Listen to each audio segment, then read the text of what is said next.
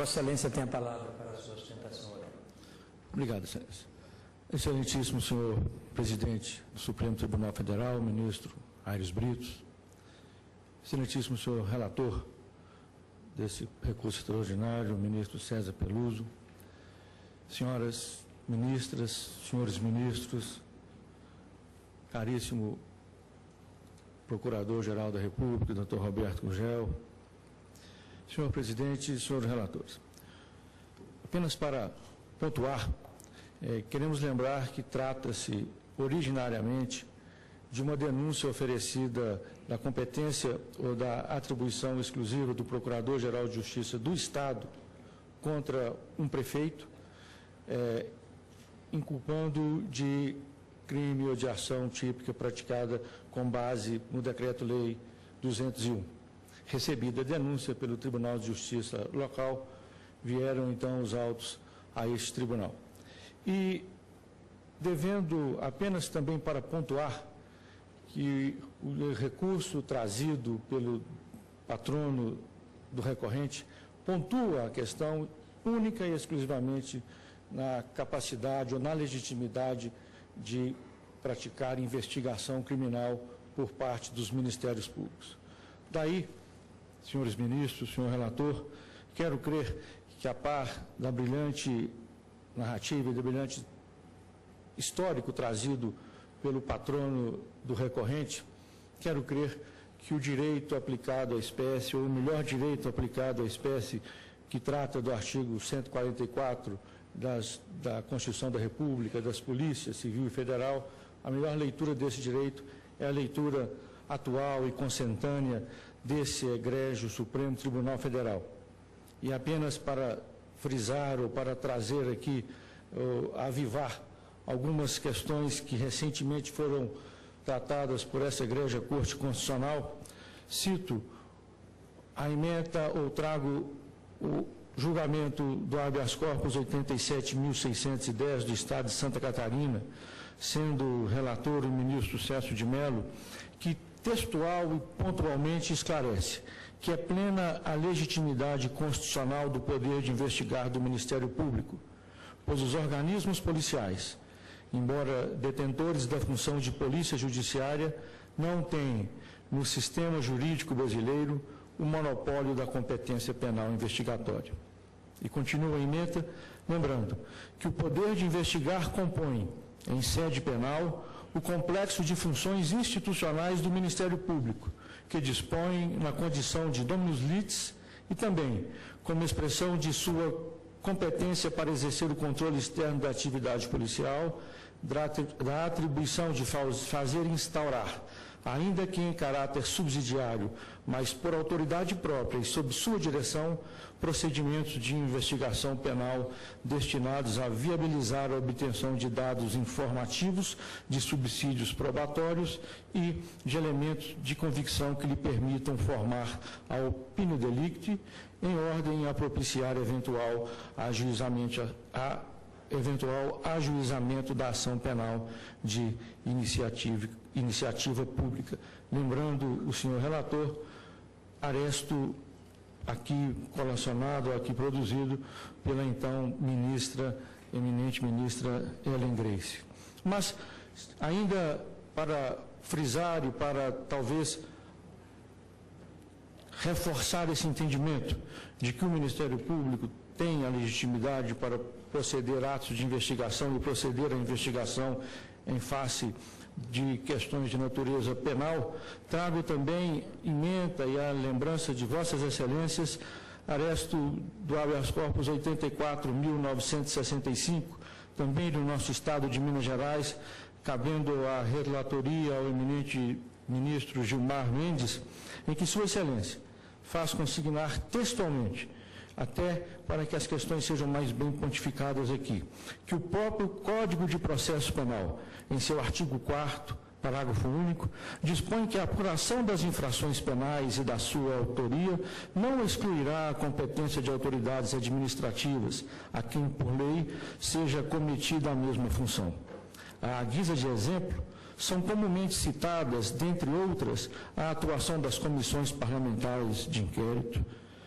as investigações realizadas pelo Conselho de Controle de Atividades Financeiras, o COAF, pela Receita Federal, pelo Bacen, pela CVM, pelo TCU, pelo INSS e, por que não lembrar, mutatis mutandis, as sindicâncias e os processos administrativos no âmbito dos poderes do Estado. E é também muito oportuna, se me permitem essa conclusão, ainda trazida à colação na própria ementa desse mesmo julgado pelo eminente ministro Gilmar Mendes, talvez aplacando um pouco até a insegurança com relação aos limites da presente lide pela douta defesa do recorrente, diz, Sua Excelência, que convém advertir que o poder de investigar do Ministério Público não pode ser exercido de forma ampla e restrita e sem qualquer controle, sob pena de agredir, inevitavelmente, direitos fundamentais. A atividade de investigação, seja ela exercida pela polícia ou pelo Ministério Público, merece, por sua própria natureza, vigilância e controle. E, assim lembrando, não poderíamos abrir mão dessa oportunidade, senhores ministros, senhoras ministras, para pontuar que, em momento algum, o Ministério Público, ou de Minas Gerais, ou quer que seja de qualquer outro estado do Brasil, litiga pelo monopólio ou pela exclusividade da investigação policial. O Ministério Público, a quem a Constituição da República assegura os direitos de garantir, tutelar a ordem jurídica, o regime democrático, a defesa dos direitos difusos, coletivos, em nome da sociedade, entende sim que tem legitimidade também para praticar atos investigatórios, sobretudo os de natureza penal e criminal. Mais do que isso, o Ministério Público, em seu formato atual, o Ministério Público brasileiro, em seu andamento, em suas formas atuais, em suas regulamentações atuais, já tem, por origem do seu Conselho Nacional do Ministério Público, os seus freios, as suas regras, as suas normas que regulamentam as investigações. São assim, por exemplo, a resolução número 13, de 2 de outubro de 2006, que regulamenta o artigo 8º da Lei Complementar número 75/93 e o artigo 26 da Lei 8.625,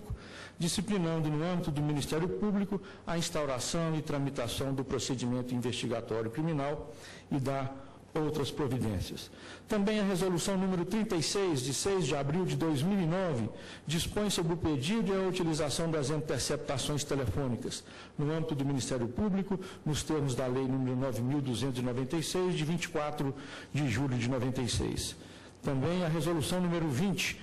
de 28 de maio de 2007, regulamenta o artigo 9º da Lei Complementar número 75, de 20 de maio de 93, disciplinando, no âmbito do Ministério Público, o controle externo da atividade policial. Desta forma, eminentes jogadores, eminentes ministros dessa egrégia Corte Constitucional, não podemos esquecer, e se assim me permitem, já finalizando, que na nossa jovem democracia, mas já com seu caráter se formando, seu caráter se afirmando, o Supremo Tribunal Federal, no Brasil, na história da evolução do direito no Brasil, o Supremo Tribunal Federal, a última palavra do Poder Judiciário, tem dado os passos à frente da própria legislação brasileira, tem dado os passos adiante do próprio ordenamento jurídico. Foi assim, ao acaso, por exemplo, quando se extinguiu a violência presumida nos casos de estupro. Foi assim, por exemplo, quando se passou a aceitar o exame de DNA como prova de caracterização de paternidade. Foi assim, por exemplo, quando se autorizou o aborto anencéfalico, que hoje brevemente vai ser objeto do Código Penal brasileiro. Foi assim quando se admitiu recentemente a progressão de regime para casos de crimes hediondos. E tem sendo assim ao longo de nossa história. O Supremo Tribunal Federal tem dado o comando, dado o rumo e dado os passos. O que nós estamos aqui querendo, como representantes de uma sociedade que quer fugir daquela máxima do Rui Barbosa de acostumar-se com as iniquidades e com as nulidades e ter vergonha de ser honesto, a sociedade quer, sim, que requerer a esse egrégio Supremo Tribunal Federal o desprovimento do presente recurso e que seja garantida a essa sociedade mais uma instituição, mais um órgão, mais um organismo capaz de cuidar de seus interesses, capaz de promover as investigações necessárias para o seu avanço. São estas as palavras que tinha a trazer aos senhores. Em nome do Ministério Público do Estado de Minas Gerais, e agradecendo a atenção dos senhores, mas insistindo que o julgamento desta tarde ele é de extrema importância, não apenas para o Ministério Público de Minas Gerais, para o povo de Minas Gerais, mas para o povo do Brasil de uma maneira em geral. Muito obrigado aos senhores, uma boa tarde. Obrigado, Vossa Excelência.